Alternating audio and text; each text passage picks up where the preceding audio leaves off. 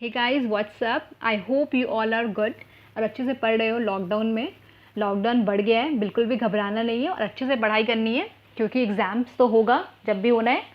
सो अच्छे से पढ़ो, घर पे रहो और सुरक्षित रहो क्योंकि अपनी सुरक्षा अपने हाथों में है।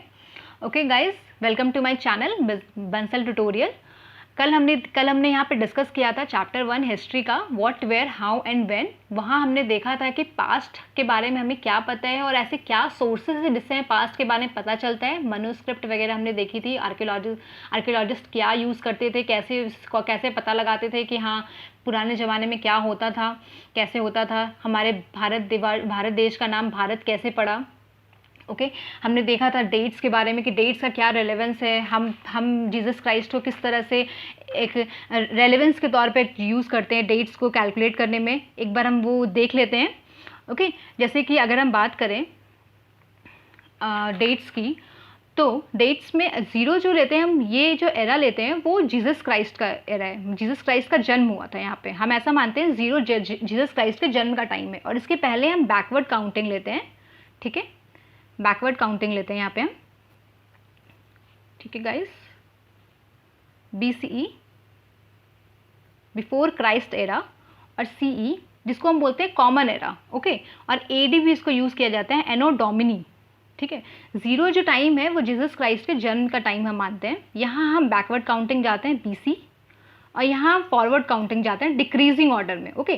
जैसे यहाँ पे अगर 100 है तो उधर 200 होगा, ठीक है, और यहाँ पे 200 होगा, यहाँ पे 100 होगा, ओके, यहाँ पे 300 होगा, ठीक है। यहाँ पे आप देख रहे हो बैकवर्ड काउंटिंग हो रही है 300, 200, 100। यहाँ फॉरवर्ड काउंटिंग हो रही है 100, 200, ओके। सो कई बार स्टूडेंट्स कंफ्यूज हो जाते हैं कि ये ऐसा क्यों है, ये बढ़ क्यों, ये ऐसे डेट क्यों है, ये 100 के बाद 200 कैसे आ गया, 200 के बाद 100 कैसे आ गया, ये BC में डेट बैकवर्ड काउंटिंग क्यों हो रही है, AD में डेट फॉरवर्ड, AD में तो जैसे चल रहा है, जैसे हम भी काउंट करते हैं वैसे ही काउंट हो रहा है, कहीं हमने गलत तो याद नहीं कर लिया। तो ऐसा कुछ नहीं है गाइस, अपना कॉन्सेप्ट क्लियर रखो। BC मतलब बैकवर्ड काउंटिंग, यहाँ अपने ध्यान रखो, BC मतलब backward counting, before Christ era BC होता है। पर इसको याद करने का बहुत अच्छा तरीका है, BC मतलब बैकवर्ड काउंटिंग, हम पीछे की तरफ जाएंगे, AD मतलब फॉरवर्ड काउंटिंग, हम आगे की तरफ जाएंगे। यहाँ नॉर्मल तरीके से काउंटिंग करिए, जैसे हम काउंटिंग करते हैं इंक्रीजिंग ऑर्डर, बढ़ते हुए क्रम से, ठीक है, 100 और यहाँ पे 200, ओके। यहाँ पे फॉरवर्ड ये बैकवर्ड काउंटिंग होती है, जैसे 100 तो 200, ओके। अगर हम किसी एरा की बात करेंगे तो बात करेंगे 1500 से 1000, ओके, 1500 से 1000 की बात करेंगे तो मतलब ये एक एरा हो जाएगा, ठीक है, क्योंकि ये घटते हुए क्रम से होगा कि 1500 के बाद 1000 आएगा, ओके। सो अब हम आगे डिस्कस करते हैं इस चैप्टर के बारे में। जो हम चैप्टर पढ़ने वाले हैं, वो जो चैप्टर है वो है chapter 1, from hunting gathering to growing crop. यहाँ पे हंटिंग का मतलब होता है कि शिकार करना, और गैदरिंग का मतलब होता है इकट्ठा करना, ग्रोइंग फूड मतलब फूड को पैदा करना, प्रोड्यूस करना। सो हम देखेंगे कैसे एक हंटर गैदरर से हम कैसे एक सेटल्ड लाइफ जीने लगे, एक घुमक्कड़ जीवन से, नोमैडिक जीवन से कैसे एक हम सेटल्ड लाइफ जीने लगे, कैसे हम प्रोडक्शन करने लगे फूड का, एग्रीकल्चर करने लगे, ओके। सो गाइस हम देख लेते हैं यहाँ पे हम किस क्वेश्चंस को डिस्कस करेंगे इस चैप्टर में। हम डिस्कस करेंगे पहला क्वेश्चन जो है वो है earliest people why they on the move. क्यों पहले के लोग हमेशा घूमते रहते थे, क्यों वो नोमैडिक जीवन जीते थे, क्यों वो एक जगह से दूसरी जगह घूमते रहते थे हमेशा, ओके। हम नेक्स्ट क्वेश्चन देखेंगे, why do we know about this people, how do we know about this people, हमें कैसे पता है इनके बारे में, ऐसे क्या सोर्सेस है जिससे हमें पता चला कि हाँ पहले इनकी लाइफ स्टाइल ऐसी हुआ करती थी। कुछ तो होगा ना जिससे हमें पता चला कि हाँ ऐसा हुआ था पहले के टाइम में, ठीक है। तो वो देखेंगे। तीसरा हम क्वेश्चन देखेंगे, choosing a place to live, वो कैसे डिसाइड करते थे कि वो किस प्लेस पे रहना है, ओके, कहाँ पे उनको कहाँ पे रहना है, ओके। देन नेक्स्ट हम देखेंगे 4 पे, फाइंडिंग आउट अबाउट फायर, कि उन्होंने फायर के बारे में डिस्कवरी कैसे की, कैसे पता चला कि फायर नाम की भी भाई कोई चीज़ होती है।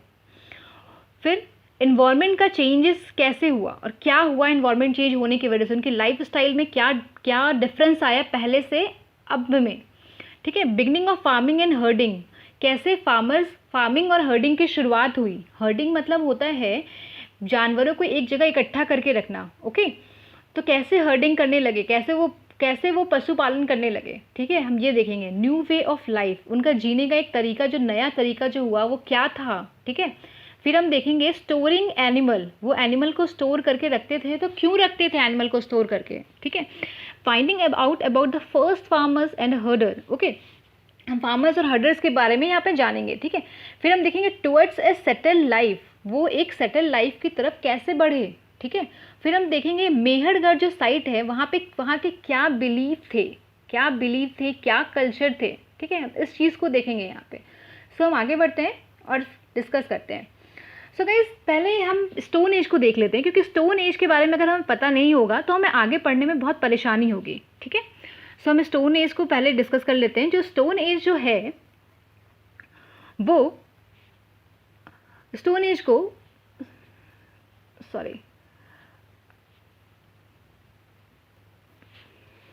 स्टोन एज को आर्कियोलॉजिस्ट ने 3 पार्ट में डिवाइड किया है। कल हमने डिस्कस किया था कि आर्कियोलॉजिस्ट कौन होता है। याद करो गाइज, आर्कियोलॉजिस्ट कौन होता है। और कमेंट सेक्शन में लिखो कि आर्कियोलॉजिस्ट के बारे में मैंने क्या बताया था आपको, ठीक है।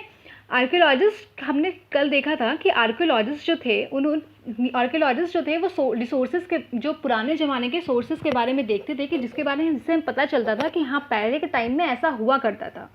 वो जो भी प्रोडक्ट निकालते थे, एक्सकेवेट करते थे चीज़ों का, तो उस सामान से वो कुछ निष्कर्ष निकालते थे, कुछ आउटपुट निकालते थे कि हाँ ऐसा था पहले के टाइम में। तो उन्होंने स्टोन एज को 3 पार्ट में डिवाइड किया। उन्होंने देखा स्टोन एज बहुत लंबा जा रहा है, ठीक है, 2 मिलियन ईयर्स से 10,000 BC, ओके। तो it's very large time period, okay. तो उन्होंने क्या किया, उनको स्टडी करने के लिए उन्होंने इसको 3 पार्ट में डिवाइड कर दिया, पैलियोलिथिक एज, मेसोलिथिक एज और Neolithic age, okay. Palaeolithic age को हम आइस एज भी कहते हैं, क्योंकि उस समय पूरा का पूरा जो भारतवर्ष था और पूरा का पूरा जो कॉन्टिनेंट था वो आइस से घिरा हुआ था, ओके। ये जो टाइम पीरियड है वो 2 मिलियन से 12,000 BC है। देखो गाइज, ये बैकवर्ड काउंटिंग है, बिफोर ये ईसा मसीह के जन्म के पहले का टाइम है ये, ओके। जीसस क्राइस्ट के जन्म के पहले का टाइम है ये, बिफोर क्राइस्ट, इसलिए क्या है, बैकवर्ड काउंटिंग में लिया गया है। 2 मिलियन से 12,000 BC, घबराना नहीं है और बिल्कुल कंफ्यूज नहीं होना है, ठीक है। पैलियोलिथिक एज की अगर हम बात करें तो पैलियोलिथिक जो वर्ड है पैलियो, वो जो ग्रीक वर्ड से है, जिसका मतलब है पैलियो का मतलब है ओल्ड, ओके, एंड लिथिक का मतलब है स्टोन। तो पैलियोलिथिक में मतलब हो गया ओल्ड स्टोन, ठीक है। पैलियोलिथिक एज को पढ़ने के लिए हमने 3 पार्ट में इसको डिवाइड किया है। आर्कियोलॉजिस्ट ने इसको 3 पार्ट में डिवाइड किया है, upper palaeolithic age, middle palaeolithic age और लोअर पैलियोलिथिक एज, ओके।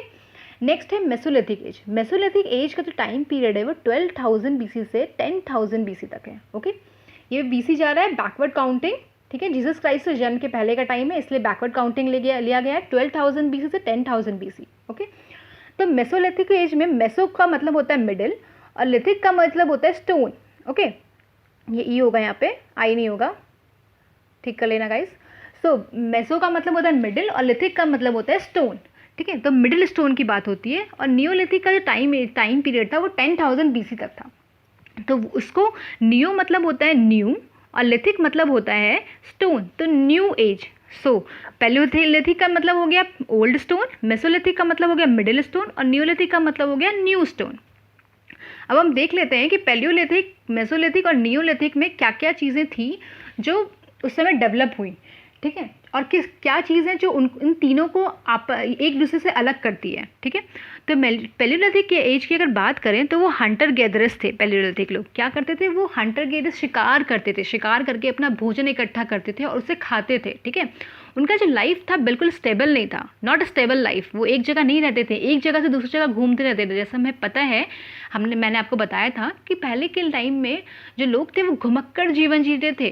कैसा जीवन जीते थे, घुमक्कड़ जीवन, नोमैडिक जीवन जीते थे भाई। एक जगह से दूसरी जगह घूमते रहते थे फूड की तलाश में, एक जगह तो उन्हें ठहरना ही नहीं था, ठीक है। फिर क्या करते थे, हंट करते थे वाइल्ड एनिमल्स का, जंगली जानवर को मारते थे, ठीक है। वो जंगली जानवर जो होते हैं बहुत फुर्तीले होते हैं और बहुत ज़्यादा जल्दी भागने वाले होते हैं और बहुत अटैक करने वाले होते हैं, तो वो जंगली जानवर का शिकार करते थे। इससे हमें पता चलता है कि जो लोग थे वो काफ़ी अलर्ट थे, ठीक है, क्विक थे, भागते थे बहुत जल्दी, ठीक है। फिर वो क्या करते थे, कॉट करते थे फिश को और बर्ड को, फिश को और बर्ड को कॉट करते थे ताकि उसको वो खा सके, भोजन की तरह उसको इस्तेमाल कर सके, ठीक है। गैदर करते थे, इकट्ठा करते थे फ्रूट्स को, रूट्स को, नट्स को, सीड्स को, लीव्स को, स्टॉक को और एग्स को, ठीक है। वो इन सब चीज़ों को इकट्ठा करते थे ताकि वो इन सब को भोजन की तरह इस्तेमाल कर सके, ठीक है। स्टॉक का मतलब होता है स्टीम, ठीक है, स्टेम। वो क्या करते थे, प्लांट्स के स्टेम को भी खाने के लिए यूज़ करते थे, ठीक है। उनका, इससे हमें पता चलता है कि उनका प्रेजेंस ऑफ माइंड काफ़ी अच्छा था, क्योंकि हमें जैसे पता है कि बहुत सारे ऐसे फ्रूट्स, बहुत सारे ऐसे रूट होते हैं और बहुत सारे ऐसे चीज़ें होती है, लीव्स होते हैं जो कि बहुत बहुत ज़्यादा पॉइजनस होते हैं, ठीक है, बहुत ज़्यादा पॉइजनस होते हैं, उनके खाने से लोग मर भी सकते हैं। तो वो लोग ये सब चीज़ों खाते थे, तो उन्हें पता था कि क्या चीज़ें उन्हें खानी है और क्या चीज़ें छोड़नी है, क्या चीज़ें खा के उनकी मौत हो जाएगी, वो मर जाएंगे, और क्या चीज़ें खाने से नहीं होगी, ठीक है। तो इसका मतलब उनका प्रेजेंस ऑफ माइंड काफ़ी अच्छा था, वो नॉलेजेबल थे, ठीक है, नॉलेज था उनको कि कब कब राइप होगा फ्रूट्स का, फ्रूट्स राइपनिंग कब होगी, उनको इस बात का पता था। उनकी जो हैबिटेशन साइट्स थी वो नेचुरल केव्स थी, वो नेचुरल केव्स का इस्तेमाल करते थे ताकि वो रेन, बारिश, हीट, गर्मी और विंड, हवा से बच सके, ठीक है। जैसे कि आज के टाइम में अपने घरों में रहते हैं हम मकान बना के 3 तल्ला 2 तल्ला, हम वैसे नहीं रहते थे 2 BHK 3 BHK। वहाँ पे एक नेचुरल केव्स था, वहाँ पे लोग ऐसे रहते थे नेचुरल केव्स में, ठीक है। केव्स मतलब होता है गुफाओं में, नेचुरल गुफाओं में रहते थे, ठीक है। सो हमने देखा कि पैलियोलिथिक एज में लोग क्या थे, हंटर गैदरर्स थे, फूड इकट्ठा करते थे, नोमैडिक जीवन जीते थे, वाइल्ड एनिमल्स को हंट करते थे, अपने रूट्स को, फ्रूट्स को गैदर करते थे, उससे अपना भोजन खाते थे, अपना पेट भरते थे। उनका प्रेजेंस ऑफ माइंड काफ़ी अच्छा था, उनको नॉलेज थी कि कब फ्रूट्स राइप होगा। उनका जो उनका हैबिटेशन साइट्स था जहाँ वो रहते थे वो था ये नेचुरल केव्स, ओके। सो हम नेक्स्ट चलते हैं मेसोलिथिक एज की तरफ, ठीक है। मेसोलिथिक एज में जो हम यहाँ पे जो टूल्स थे वो एक हम बड़े बड़े टूल्स यूज़ किया करते थे, जो स्टोन का, पैलियो का मतलब है स्टोन, तो मतलब यहाँ पे स्टोन का तो रेलेवेंस है ही गाइस, ठीक है। तो स्टोन जो टूल जो हम लोग टूल्स यूज़ करते थे, जो एनिमल्स को लोग हंट करने के लिए टूल्स यूज़ किया करते थे, वो जो टूल्स जो था वो काफ़ी बड़े साइज़ में होता था, बिग साइज़ में होता था। लेकिन मेसोलिथिक एज में क्या हुआ, माइक्रोलिथिस, वो लोग छोटे छोटे टूल्स का इस्तेमाल करने लगे, छोटे छोटे स्टोन्स का इस्तेमाल करने लगे ताकि वो एनिमल्स को मार सके या और भी कोई चीज़ों के लिए, ठीक है। माइक्रो मतलब जो होता है वो होता है स्मॉल, छोटा, ठीक है। माइक्रो का मतलब होता है स्मॉल, छोटा। तो स्मॉल टूल्स का इस्तेमाल करने लगे। उनके टूल्स जो थे वो एडवांस थे गाइज, यहाँ से एडवांस थे, ठीक है। पीपल जो थे वो टेम करने लगे एनिमल्स को, टेम मतलब वो पालने लग गए एनिमल्स को। यहाँ पे लोग उसको मार के खाते थे एनिमल्स को, लेकिन यहाँ पे लोग पालने भी लगे एनिमल्स को। वो लोग क्रॉप्स को ग्रो करने लगे। यहाँ पे लोग क्या करते थे, इकट्ठा करते थे क्रॉप्स एक जगह से दूसरी जगह घूम के, लेकिन यहाँ पे क्या करने लगे लोग, क्रॉप्स को अपने से ग्रो भी करने लगे, सेटलमेंट होने लगा उनका। ऑब्वियस सी बात है, जब किसी भी क्रॉप्स को आप ग्रो करोगे तो आपको वहाँ पे ठहर के उस क्रॉप्स की देखभाल करनी होगी, क्योंकि क्रॉप्स को कई बार पूरा प्रोडक्शन होने में काफ़ी टाइम लग जाता है। कई बार उसे हफ्ते लग जाते हैं, महीने लग जाते हैं, और कई बार उसे साल भी लग जाते हैं। तो लोग क्रॉप्स की देखभाल करने के लिए एक जगह सेटल होने लगे, ठीक है। फिर हम नेक्स्ट आते हैं न्यूलिथिक एज की तरफ। न्यूलिथिक में क्या था, यहाँ पर और भी एडवांस्ड हो गए लोग। तो वो क्या, फाइनली पॉलिश टूल का इस्तेमाल करने लगे, ठीक है।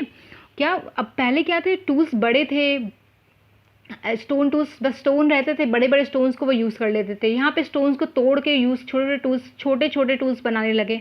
यहाँ पे क्या गया, टूल्स को फाइनली पॉलिश करने लगे। वो कुछ इस तरह से नजर आते थे। देखो आप, फाइनली पॉलिश टूल हैं, एजेस कितने सॉफ्ट हैं इसके, ठीक है। एजेस जो हैं इसके सॉफ्ट एजेस हैं, देखो कितने सॉफ्ट एजेस हैं, ठीक है।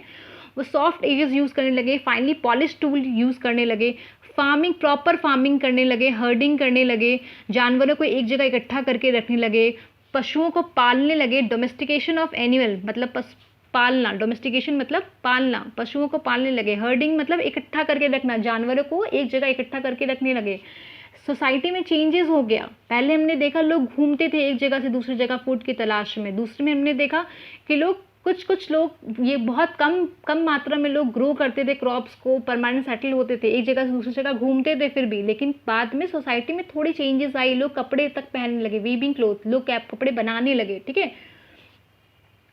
देन हम देखते हैं न्यूलिथिक एज में हमें कुछ पोट्री भी मिली है, जिससे हमें ये पता चलता है, अर्दन पॉट्स हैं, जिससे हमें पता चलता है कि वहाँ के लोग स्टोर करते थे फूड्स को, ठीक है। कितने एडवांस हो गए थे सोचो गाइस, कि लोग स्टोर करने लगे थे फूड्स को, वो लोग कुक भी करते थे वो लोग फूड को, क्योंकि हमें पता है कि न्यूलिथिक एज तक आग का पता चल गया था, कि फायर का डिस्कवरी हो चुकी थी, तो वो लोग कुक भी करने लगे फूड को, specially like grains, like rice, wheat, lentil जो है वो एक तरह का पल्सेस है, ओके।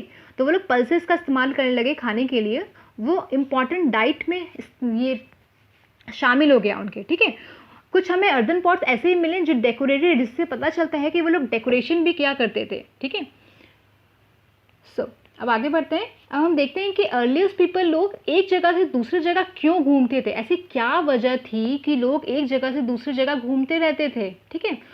जैसे हमें पता है कि अभी के टाइम में तो हमें कहीं भी जाना है, हमने ओला बुक कर लिया, उबर बुक कर लिया, ठीक है, हम अपने कार से चले गए भाई, मोटरसाइकिल से चले गए, कहीं भी चले गए। लेकिन पहले के टाइम में कुछ भी चीज़ें, ऐसी कोई भी मशीन नहीं थी जिससे कि आप एक जगह से दूसरी जगह जा सकते थे, ठीक है। तो वो लोग कैसे जाते थे, अब आपको एक जगह से दूसरी जगह जाना है तो आप कैसे जाओगे, तो उस समय तो कुछ था नहीं, तो उस समय लोग फुट का इस्तेमाल किया करते थे, मतलब अपने पैरों का इस्तेमाल किया करते थे एक जगह से दूसरी जगह जाने में, ठीक है। बाय फुट जाया करते थे वो लोग एक जगह से दूसरी जगह। सो हम अब देखते हैं कि क्यों जाते थे, क्या रीज़न था कि उनका एक जगह से दूसरी जगह जाना, ठीक है। जब वो एक जगह पे जब वो रहते एक जगह पे उनके जितने भी रिसोर्सेज थे वो ख़त्म हो जाते थे, ठीक है। वहाँ के सारे रिसोर्स वो एग्जॉस्ट कर लेते थे, वो सारे के सारे रिसोर्सेज को खा लेते थे, ठीक है, इस्तेमाल हो जाता था, जिसकी वजह से उसे एक जगह से दूसरी जगह जाना पड़ता था, ठीक है। जब एक जगह पे रह रहे हो, वहाँ के एनिमल्स खा रहे हो और वहाँ के फूड्स का इस्तेमाल कर रहे हो और वहाँ के फूड्स ख़त्म हो गए हैं, तो क्या होता था कि एनिमल्स भी फूड की तलाश में रहते थे। जब एक जगह पे जब फूड ख़त्म हो जाएगा तो एनिमल एक जगह से दूसरी जगह मूव कर जाएगा, उस एनिमल के साथ साथ लोग भी उस एनिमल को फॉलो करते करते एक जगह से दूसरी जगह मूव हो जाया करते थे, क्योंकि उन्हें उस एनिमल को खाना होता था मार के, ठीक है। तो इसलिए वो क्या करते थे, एनिमल के साथ साथ वो भी मूव कर जाते थे।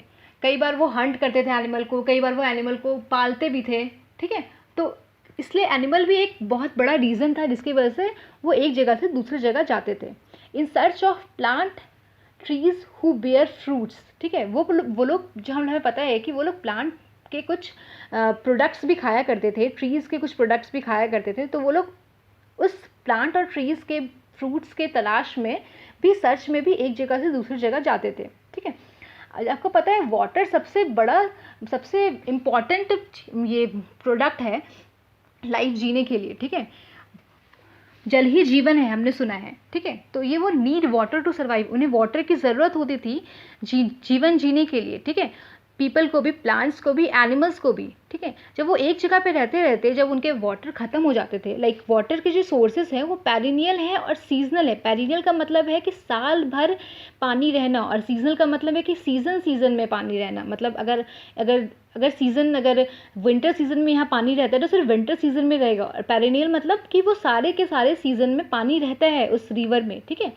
तो कुछ जो वाटर के सोर्सेज थे वो पेरिनियल थे और सीजनल थे, तो वाटर ख़त्म हो जाता था जहाँ वो रहते थे, तो भी वो वाटर की तलाश में एक जगह से दूसरी जगह जाते थे। ऐसा मानते हैं कि पुराने ये ओल्ड एज में भी कुछ सोसाइटीज़ का डेवलपमेंट हुआ था, और उस सोसाइटी में उस फ्रेंड्स और रिलेटिव भी थे लोगों के, तो वो अपने फ्रेंड्स और रिलेटिव से मिलने के लिए भी एक जगह से दूसरी जगह जाया करते थे। सो हमने देखा कि लोग, ऐसा क्या रीज़न था जहाँ लोग एक जगह से दूसरी जगह जाते थे, रिसोर्सेज की तलाश में जाते थे। एनिमल्स अपना मूवमेंट चेंज कर लेता था, तो एनिमल्स को फॉलो करते हुए वो एक जगह से दूसरी जगह चले जाते थे। प्लांट्स और ट्रीज़ जो है वो प्लांट्स और ट्रीज़ के फ्रूट्स की तलाश में वो इधर उधर जाते थे। वाटर सबसे बड़ा रीज़न है उनका एक जगह से दूसरी जगह जाने के लिए, और फ्रेंड्स और रिलेटिव से मिलने के लिए भी वो जाया करते थे, ठीक है गाइस। सो गाइस, हम अब इसके आगे हम नेक्स्ट लेक्चर में पढ़ेंगे आपने अभी तक इस चैनल को सब्सक्राइब नहीं किया है तो प्लीज़ सब्सक्राइब कर दो, ताकि आपको नोटिफिकेशन मिल जाए कि कब जब भी मैं नया वीडियो अपलोड करूं, और बेल आइकन भी प्रेस कर देना नोटिफिकेशन के लिए। Thank you so much guys.